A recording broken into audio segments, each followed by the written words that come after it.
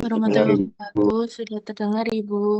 Oke, ya hari ini kita agendanya kuliah Aviation Teacher, topik yang ke berapa kelima ya?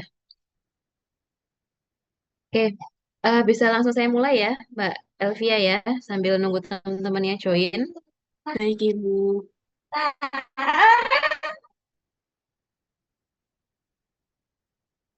Nah, saya share screen.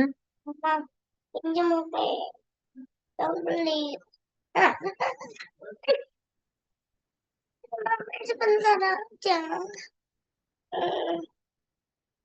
Mama,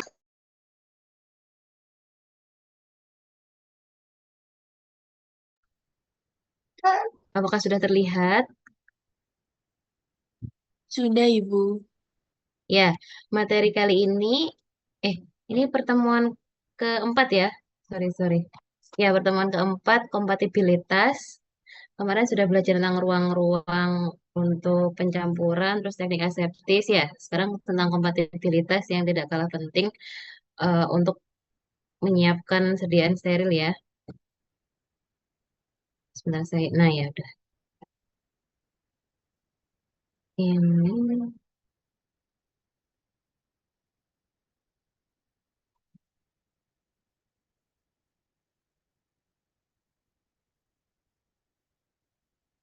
bentar ya Mbak. Ini kursornya di mana ya?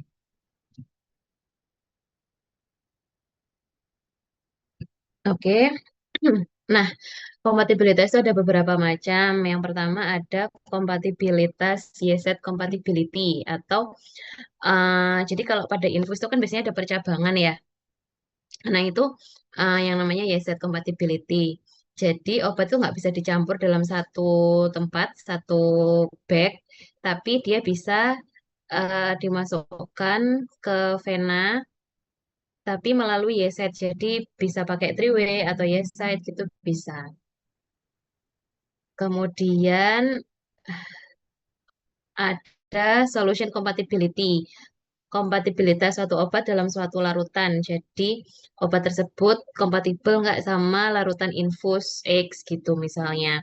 Jadi ada eh, beberapa literatur nanti yang perlu kita cari tahu dulu sebelum melarutkan suatu obat. Misal contohnya norepineprin gitu ya. Obat norepineprin itu harus dilarutkan pada D5, infus D5. Kalau misalnya pakai PZ, dia akan mengurangi zat aktifnya seperti itu. Atau mungkin kompatibilitas sediaan eh ceftriaxone dengan obat-obat yang mengandung eh, i- obat-obat atau infus yang mengandung kalsium. Nah, itu kompatibilitas. Jadi kalau misalnya ceftriaxone nanti dicampur sama obat yang mengandung kalsium atau larutan yang mengandung kalsium nanti terbentuk presipitasi. Nah, itu namanya solution compatibility ya.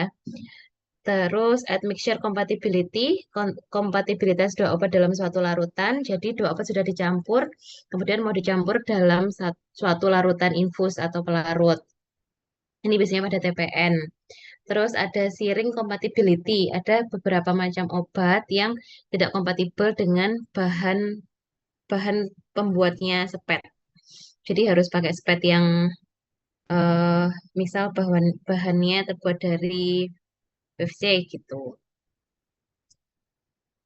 Inkompatibilitas. Inkompatibilitas itu terjadinya kabut atau kekeruhan endapan, terus perubahan warna pada pencampuran dua atau lebih sediaan parenteral. Nah, ini kalau misalnya terjadi eh, obatnya kan jadinya keruh, nggak bening lagi. Kemudian kalau yang paling berbahaya adalah endapan. Nah, endapan ini yang berbahaya, yang harus kita hindari. Misal kayak tadi ceftriaxone dengan larutan yang mengandung kalsium, dia akan membentuk presipitasi ya, akan muncul endapan. Nah, kalau misalnya endapannya itu cukup besar, akan menyebabkan emboli di pembuluh darah. Kalau misalnya terjadi emboli, ya aliran darahnya nanti nggak lancar. Biasanya, eh, biasanya kalau ceftriaxone itu dapat menyebabkan endapan di apa presipitasi di ginjal atau paru kan, karena kalau di ginjal sama paru kan pembuluh darahnya lebih kecil ya. Jadi dapat menimbulkan emboli di situ. Nah, itu kita harus hindari. Jadi sebelum kita mencampurkan suatu obat dengan obat yang lain, kita harus tahu dulu dia kompatibel sama inkompatibel sama sediaan apa. Oke. Faktor-faktor yang memengaruhi terjadinya inkompatibilitas. Yang pertama, konsentrasi obat. Nah, ini artinya, misal semakin tinggi konsentrasi obat, maka semakin inkompatibel. Jadi, misal contohnya, misal D5 itu kompatibel dengan norepinefrin, tapi kalau misalnya D40%, nanti sudah tidak kompatibel lagi dengan norepinefrin. Seperti itu ya. Jadi konsentrasi obat ini mempengaruhi inkompatibilitas. Kemudian formula obat, jenis alat atau wadah, tadi sepet atau infus bag, terus teknik preparasi, waktu kontak obat-obatan. Nah, ini misal obatnya ini disimpan dalam jangka waktu yang lama. Nah, itu nanti bisa muncul inkompatibilitas, misal terjadi perubahan warna atau terbentuk kabut seperti itu. Waktu kontak obat pelarut ini sama ya.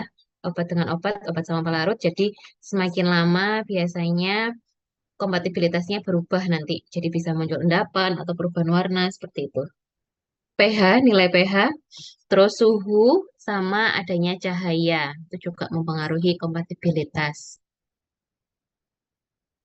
Terjadi inkompatibilitas jika bila beberapa obat ditambahkan dalam satu macam infus, kemudian bila obat dalam larutan terpisah diberikan bersama-sama melalui vena yang sama. Nah, ini yang tadi yang saya maksud Y-site ya, Y-site compatibility. Jadi sebetulnya dia terpisah larutannya dalam sepet yang berbeda atau dalam dalam infus yang berbeda, bag infus yang berbeda, tapi dia dimasukkan pada vena yang sama. Seperti itu. Nah, itu meskipun mereka nggak bercampur dalam satu tempat, tapi mereka kan bercampur di pembuluh darah vena. Nah, itu eh, juga ada yang seperti itu, inkompatibilitasnya. Kemudian bila satu macam obat direkonstitusi atau diencerkan dengan larutan yang tidak sesuai, itu juga bisa menyebabkan inkompatibilitas. Kemudian, bila suatu larutan obat bereaksi dengan preservatif yang terkandung dalam larutan obat yang lain. Jadi sebetulnya dia itu kompatibel dengan obat yang lain, cuman obat yang lain itu ada preservatif yang membuat dia inkompatibel. Jadi ini yang perlu hati-hati ya, karena biasanya masing-masing pabrik memiliki preservatif yang berbeda-beda.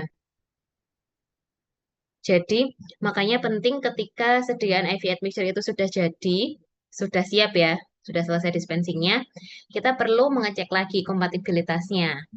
Dicek ada perubahan warna atau enggak, ada kabut atau enggak, ada endapan atau enggak, supaya betul-betul yakin bahwa cairannya tadi kompatibel semua. Meskipun dari literatur sudah menyatakan obat A dengan obat B atau obat A dengan larutan X gitu misalnya kompatibel, tapi ternyata yang bikin nggak kompatibel adalah preservatif dari obat tersebut. Nah, kita perlu mengecek pada sediaan akhir dari IV admixture tadi. Nah, ini ada jenis inkompatibilitas, ada inkompatibilitas fisika, inkompatibilitas kimia, sama inkompatibilitas terapeutik. Inkompatibilitas fisika contohnya adalah, kalau fisika itu fisik ya, perubahan fisik. Adanya pengendapan, tadi terbentuknya kristal, ada pengendapan, itu inkompatibilitas fisika yang bisa kita lihat. Kemudian ada salting out atau reaksi pendesakan, ada perubahan warna sama pembentukan gas. Nah, perubahan warna ini juga sering muncul. Kadang itu eh, contohnya ya, misal yang harus hati-hati itu kalau kita mau melarutkan obat, ya seringnya obat dalam bentuk vial kan. Kita melarutkan obat dalam bentuk vial yang artinya kalau vial itu kan biasanya powder ya bentuknya ya. Bentuknya powder, kita perlu larutkan dengan larutannya yang sesuai.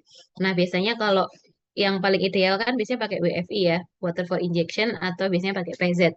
Nah, sayangnya ada beberapa obat yang dikemas dengan pelarutnya sendiri. Jadi ada dua vial nanti di satu kemasan.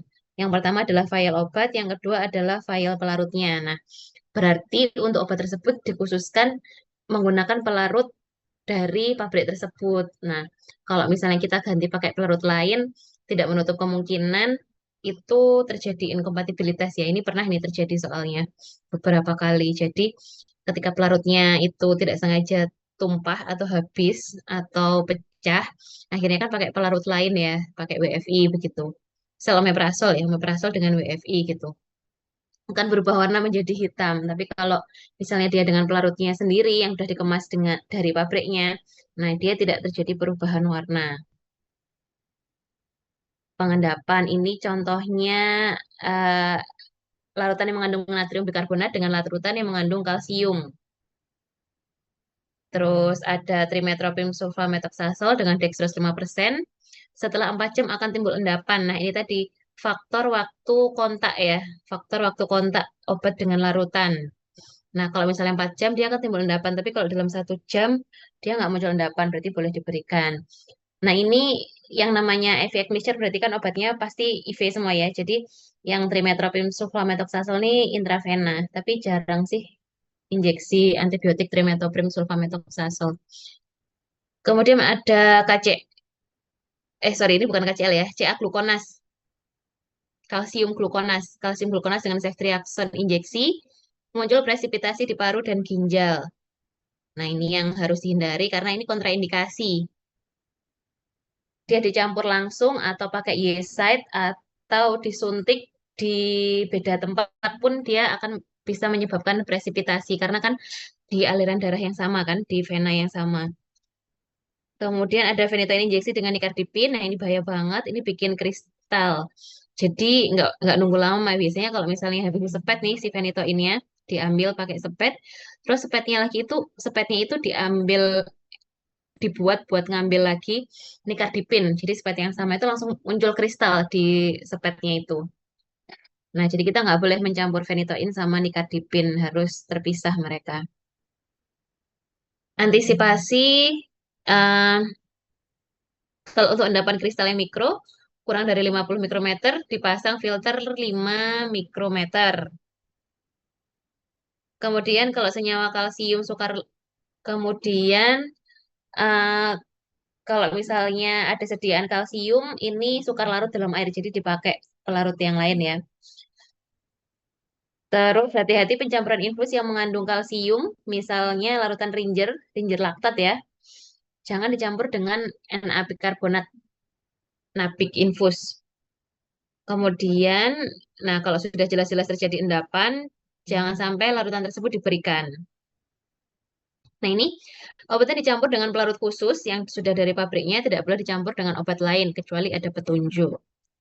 Jadi sebaiknya kalau misalnya obat tersebut sudah ada pelarutnya dalam satu kemasan itu, eh, nggak boleh nggak boleh pakai pelarut yang lain ya.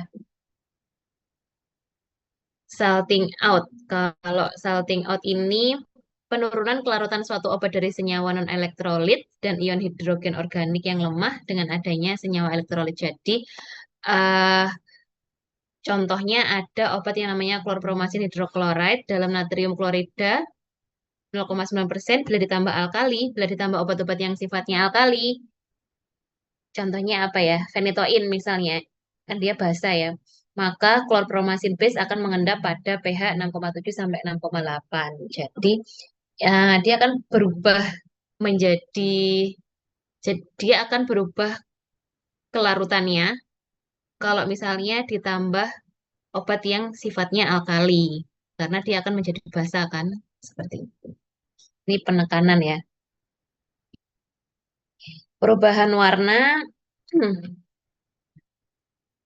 ini perubahan yang bisa dilihat oleh mata. Misalnya epineprin dalam infus D5% ya, dengan obat yang bereaksi basa, contohnya aminopilin. Terjadi warna merah muda sampai coklat dalam waktu 8 sampai 24 jam pada suhu kamar.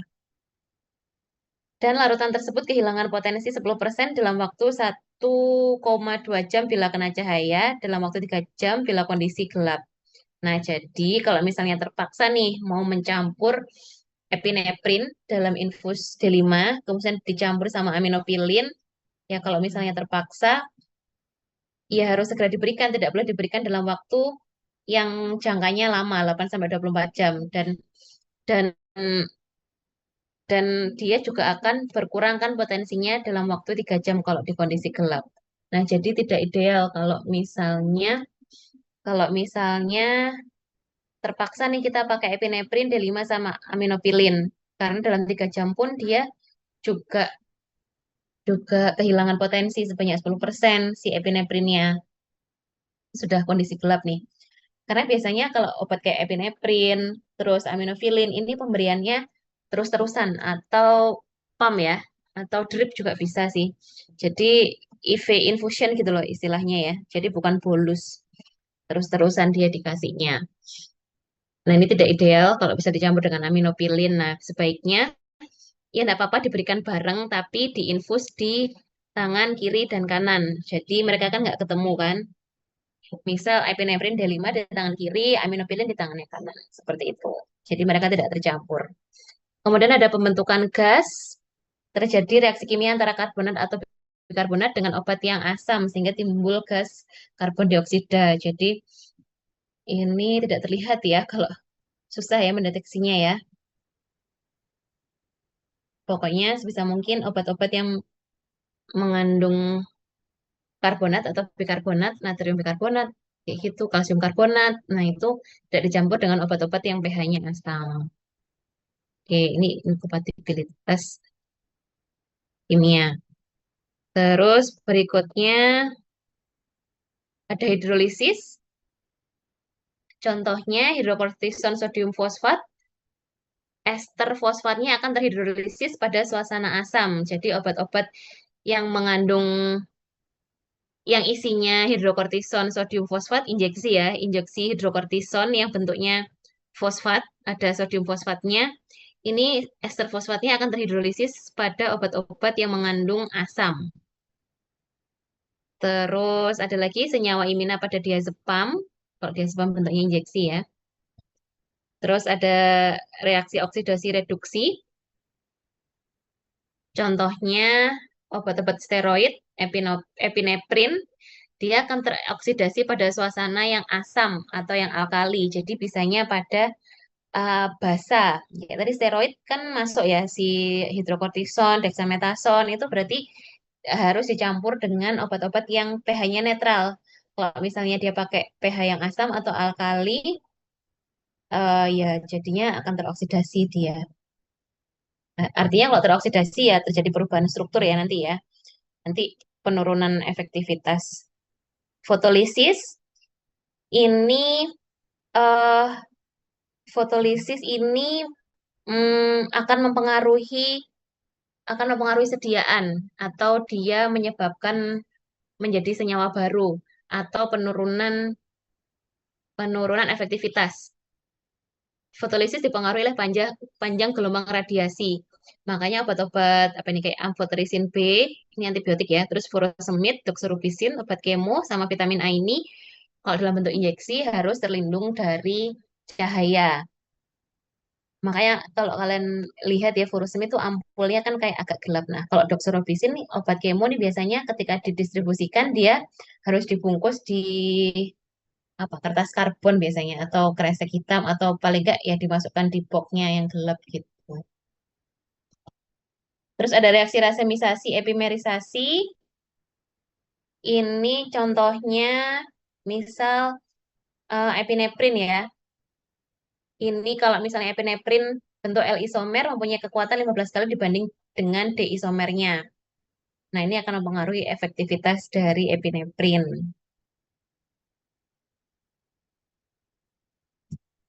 Terus ada yang namanya inkompatibilitas terapeutik.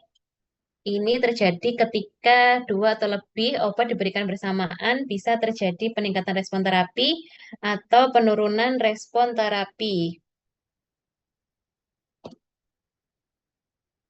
Contoh misal pemberian dua antibiotik bersamaan, penisilin dan kloramfenikol. Ini mengakibatkan respon terapi menurun. Terus eh, pengatasannya ya diberi jeda pemberian. Misal penisilin diberikan dulu, kemudian kloramfenikol 1 jam sebelum eh habis itu chloramphenicol 1 jam setelah pemberian penisilin atau pokoknya diberi jeda lah 1 jam seperti itu. Nah, inkompatibilitas terapi itu sebetulnya juga bisa meningkatkan respon terapi. Nah, khawatirnya peningkatan respon terapi ini akan malah membuat pasien ini mengalami efek samping obat. Misalnya kayak pemberian eh, 2 obat yang meningkatkan efek pendarahan gitu misalnya. Apa ya contohnya ya? Misal obat antikoagulan. Nah, itu kan itu kan tujuannya untuk eh, pengenceran darah juga ya. Terus ditambah sama ceftriaxone. Nah, itu sama-sama meningkatkan meningkatkan pendarahan. Nah, khawatirnya malah terjadi bleeding pada pasiennya. Contohnya seperti itu. Oh, oke, udah selesai. Untuk slide inkompatibilitas, ada yang ditanyakan? Jadi, inkompatibilitas itu adalah hal yang perlu disiapkan dulu ya sebelum kita mencampur obat. Kadang tuh, meskipun kita tidak mencampur sediaannya nih, meskipun kita bukan apoteker di ruang IV admixture, namun ketika kita di bangsal, kadang juga ada pertanyaan nih dari perawat. Nah, karena mereka itu misal mau mencampur, bukan mencampur ya, jadi masukkan obat, tapi uh, selangnya tuh hanya satu misal. Jadi apakah bisa dicampur di Y-site gitu kadang pertanyaannya. Jadi kita harus menguasai materi tentang inkompatibilitas ini. Karena kan kalau pasien itu infusnya kan cuma jalurnya kan paling kalau nggak tangan kanan kiri, seperti itu kan. Nah, sedangkan obat yang diterima pasien tuh banyak. Meskipun yang diterima bukan IV admixture atau TPN, kadang mereka butuh beberapa obat yang dimasukkan secara bersamaan. Artinya mereka masuknya obat itu secara terus-menerus ya, kayak misal tadi epineprin sama aminofilin.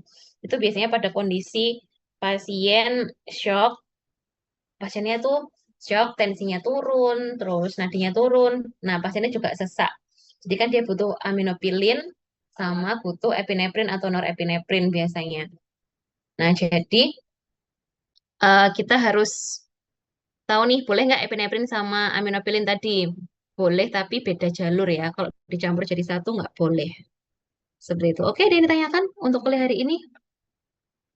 Oh ya, kita kuliahnya kurang satu lagi ya, Dek. Habis itu UTS. UTS-nya kapan? UTS-nya hari Rabu tanggal 19 November, Ibu. Lah, minggu depan tanggal berapa, Dek?